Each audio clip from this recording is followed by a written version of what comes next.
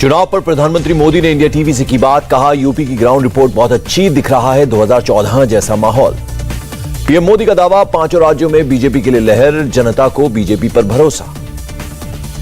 उत्तराखंड चुनाव पर बोले प्रधानमंत्री मोदी, लोगों का आशीर्वाद मेरे साथ, मिल रहा है पूरा समर्थन। पीएम मोदी ने कहा, उत्तराखंड के लिए अगले 10 साल बहुत अहम, संतुलित विकास करना हमारा मकसद, उत्तराखंड के लोग ये मौका नहीं गंवाएंगे।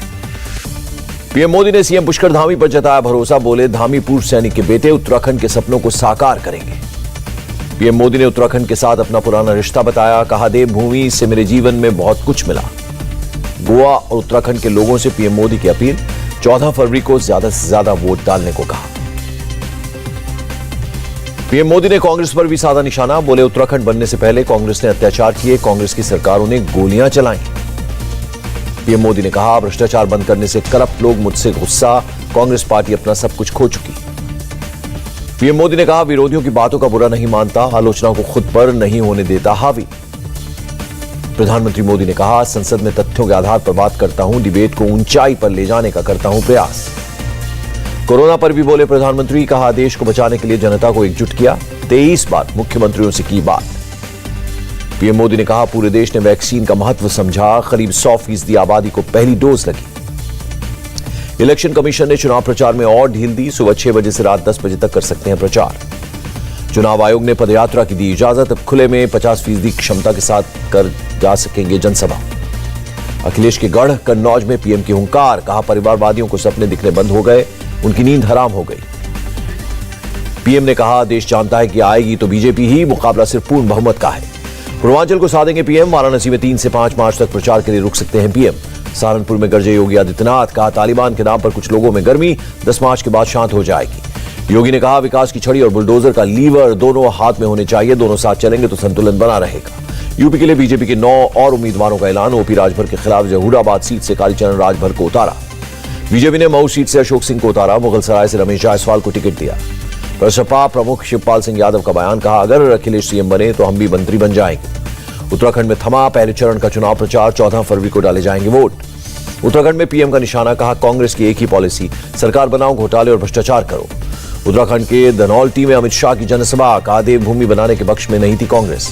अमित शाह का प्रियंका पर अटैक, कांग्रेस की 5 पीढ़ी ने गरीबों को कितने घर दिए ये बताएं।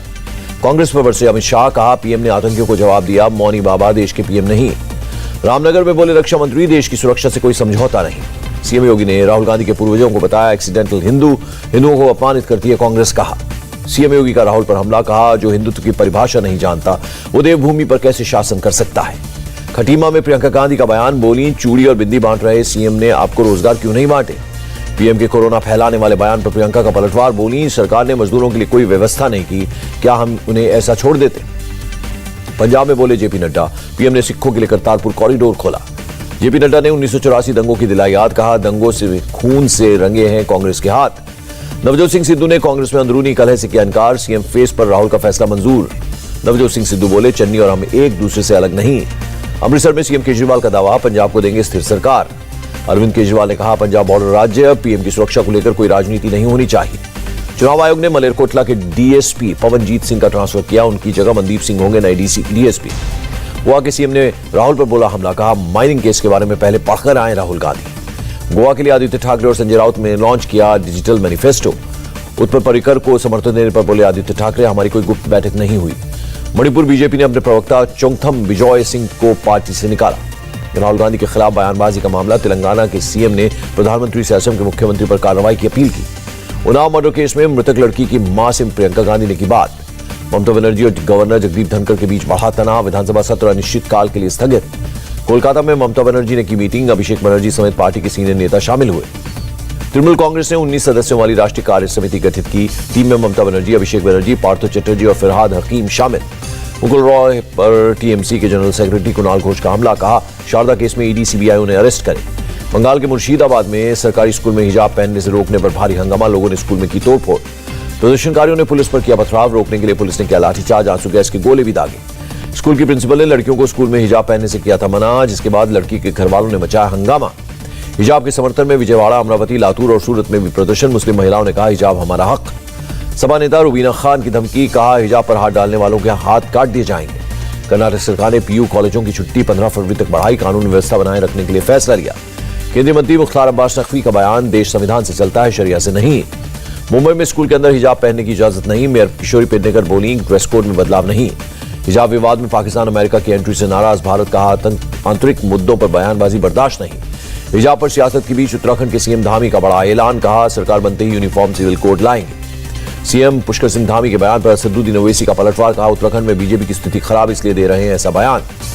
उत्तराखंड के सीएम धामी पर कपिल सिब्बल का निशाना, कहा आप अपनी पार्टी को शर्मिंदा ना करें।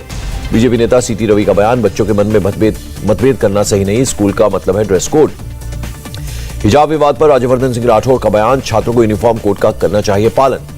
बजाज के पूर्व चेयरमैन राहुल बजाज का पुणे में निधन, राजकीय सम्मान के साथ होगा अंतिम संस्कार। राहुल बजाज के निधन पर पीएम मोदी ने ट्वीट करके जताया दुख। भारत और ऑस्ट्रेलिया के बीच फ्री ट्रेड समझौता, दोनों देशों की अर्थव्यवस्था को महामारी से उबरने में मदद मिलेगी। मेलबर्न से पाकिस्तान को भारत की दो टूक, विदेश मंत्री एस जयशंकर बोले, सीमा पार आतंकवाद को लेकर भारत गंभीर। एस जयशंकर ने चीन का मुद्दा भी उठाया, कहा 2020 में चीन ने तोड़ा लिखित समझौता, सीमा पर की भारी सुरक्षा बलों की तैनाती। कश्मीर के सोपोर में अल बदर के 4 आतंकियों समेत 7 गिरफ्तार, भारी मात्रा में हथियार और गोला बारूद बरामद।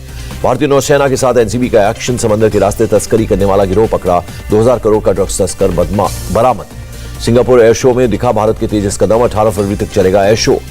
टेरर फंडिंग मामले में एनआईए का एक्शन, बिहार, झारखंड, आंध्र प्रदेश और ओडिशा में की रेड, ली गई तलाशी। एनआईए की रेड में कई अवैध हथियार, नक्सल साहित्य और 4 किलो संदिग्ध नशीला पदार्थ जब्त। बीजेपी नेता राज्यवर्धन सिंह ने रीट 2021 लेवल 2 की परीक्षा रद्द करने पर राजस्थान सरकार को लेटर लिखा, सीबीआई जांच की मांग की। बीजापुर में नक्सलियों से मुठभेड़ में शहीद सीआरपीएफ जवान को सीएम भूपेश बघेल ने श्रद्धांजलि दी। आंध्र प्रदेश के विशाखापट्टनम पुलिस की कार्रवाई, 850 करोड़ के गांजे को नष्ट किया गया। अनिल देशमुख के कई सीए के 12 ठिकानों पर सीबीआई की रेड, दिल्ली से आई अधिकारियों और कर्मचारियों की टीम। महाराष्ट्र के धुले जिले से भी 2 ड्रग तस्कर पकड़े गए, 2 दिन की पुलिस हिरासत मिली। पालघर में दिव्यांग महिला का रेप, 48 साल का आरोपी गिरफ्तार किया गया। उत्तर प्रदेश के बुलंदशहर में एक फैक्ट्री के अंदर धमाका, 2 लोगों की मौत। यूपी के एटा में पुलिस ने 5 साल की बच्ची के मर्डर का मामला सुलझाया, 2 आरोपी गिरफ्तार। देश भर में पिछले 24 घंटे में 50,407 नए मरीज मिले, 804 लोगों ने दम तोड़ा। केंद्रीय स्वास्थ्य मंत्री मनसुख मांडविया ने कहा, 5 से 15 साल के बच्चों के टीकाकरण का फैसला एक्सपर्ट्स के सुझावों के बाद होगा। केरल में कोरोना के 15,184 नए संक्रमित मिले, 427 लोगों की मौत। कर्नाटक में कोरोना के 3,000 से ज्यादा नए केस, 24 घंटे में 38 लोगों की गई जान। बिहार में 14 फरवरी से सभी कोरोना प्रतिबंध हटे, सीएम नीतीश कुमार ने दी जानकारी। राजस्थान में 1 से 9वीं तक के जल्द खुलेंगे स्कूल, स्वास्थ्य और गृह मंत्रालय की रिपोर्ट का कर रहे हैं इंतजार। जम्मू कश्मीर में अगले 2 सप्ताह में खुलेंगे सभी स्कूल और कॉलेज, उपराज्यपाल मनोज सिन्हा ने दी जानकारी। यूरोपीय देश नॉर्वे ने सारे कोरोना प्रतिबंध हटाए, कहा कोरोना बड़ा खतरा नहीं। आईपीएल मेगा ऑक्शन 2022 में सबसे महंगे खिलाड़ी बने ईशान किशन, मुंबई इंडियंस ने 15 करोड़ 25 लाख रुपए में खरीदा। 14 करोड़ रुपए में दीपक चाहर को चेन्नई सुपर किंग्स ने खरीदा, किसी भी खिलाड़ी के लिए सबसे बड़ी बोली लगाई। 12 करोड़ 25 लाख रुपए में बिके श्रेयस अय्यर, कोलकाता नाइट राइडर्स ने खरीदा। आईपीएल के मेगा ऑक्शन में नहीं बिके सुरेश रैना, पहले राउंड में किसी भी टीम ने नहीं लगाई बोली। हर्षल पटेल को रॉयल चैलेंजर्स बेंगलुरु ने 10 करोड़ 75 लाख में खरीदा, आईपीएल 2021 में सबसे ज्यादा विकेट लेने का रिकॉर्ड। वानिंदु हसरंगा को भी आरसीबी ने 10 करोड़ 75 लाख में खरीदा, श्रीलंका के ऑलराउंडर हैं वानिंदु हसरंगा। वेस्टइंडीज के बल्लेबाज निकोलस पूरन भी 10 करोड़ 75 लाख में हुए नीलाम, सनराइजर्स हैदराबाद ने अपनी टीम में किया शामिल। न्यूजीलैंड के तेज गेंदबाज लॉकी फर्ग्यूसन हुए 10 करोड़ में नीलाम, गुजरात टाइटंस ने खरीदा। रिद्धिमान साहू को पहले राउंड की नीलामी में नहीं मिला खरीदार, इंग्लैंड के विकेटकीपर सैम बिलिंग्स भी नहीं बिके। चेन्नई सुपर किंग्स ने अनुभवी खिलाड़ियों पर लगाया दाव, रॉबिन उथप्पा, बायती रायडू और डुवेन ब्रावो को खरीदा। इंडिया टीवी हर वक्त हर जगह डाउनलोड करने के लिए सर्च करें India TV news Google play store या ऐप स्टोर पर।